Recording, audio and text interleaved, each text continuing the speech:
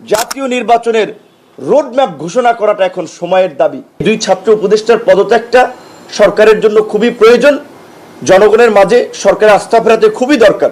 তাই আমরা professor doctor Mohammad ইউনূসকে অনুরোধ জানাবো, অনতিবিলম্বে আপনি এই ছাত্র উপদেষ্টাদেরকে অপসারণ করুন এবং সরকারের নিরপেক্ষতা নিশ্চিত করতে যেই প্রশ্নগুলো উঠছে সেগুলোর একটা সুরাহার দিকে আপনাকে যেতে হবে।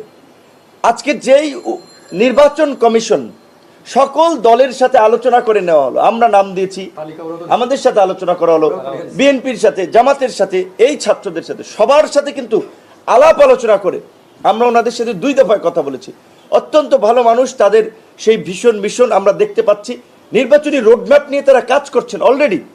সেখানে এই নির্বাচনকে পেছানোর জন্য একটা ষড়যন্ত্র করছেন, এই নির্বাচন কমিশনের সামনে কর্মসূচি পালন করছেন।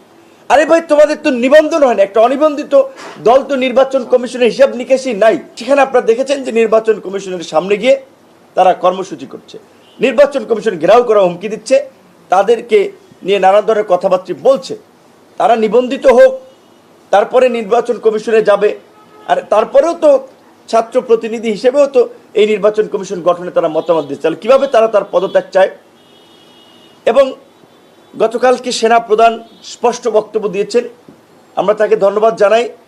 এই জুলাই গণ অভ্যুত্থান শুরু থেকেই আমরা, বিশেষ করে এই 5ই আগস্ট থেকে 3 আগস্ট থেকে আমরা দেখেছি জনগণের প্রতি সেনাবাহিনীর একটা ইতিবাচক মনোভাব, এবং সেনাবাহিনী বা সামরিক বাহিনী শেষ পর্যন্ত এই গণ অভ্যুত্থানের সাথে ছিল বিধায়ী কিন্তু আমরা একটা সফল গণ অভ্যুত্থানের মধ্য দিয়ে ফ্যাসিবাদকে উৎখাত করতে চেয়েছি।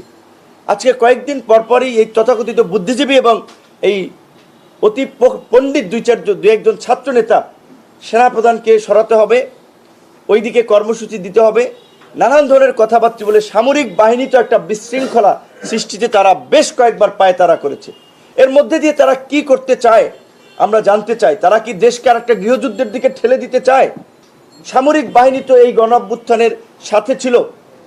হাসিনা পালিয়ে যাওয়ার পরে এই সেনা প্রধানই তো সব রাজনৈতিক দলগুলোর সাথে আলাপ আলোচনা করে আপনার কিভাবে সংকট নিরসন করা যায় সেই উদ্যোগ নিয়েছিলেন। তাহলে কেন এখন তাকে ভিলেন বানানো হচ্ছে, কেন তাকে বিতর্কিত করা হচ্ছে? এর কারণ সুস্পষ্ট।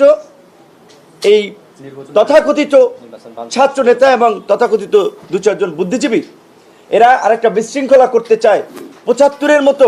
আপনারা দেখেছেন সেই সময় পাল্টা রাজনৈতিক অস্থিরতা দেশকে ওই রকমের একটা সংকটের দিকে নিয়ে যেতে চায়। তাই আমরা মনে করি জাতীয় নির্বাচনের রোডম্যাপ ঘোষণা করাটা এখন সময়ের দাবি। জাতীয় নির্বাচন যত দীর্ঘায়িত হবে সংকট তত বাড়বে।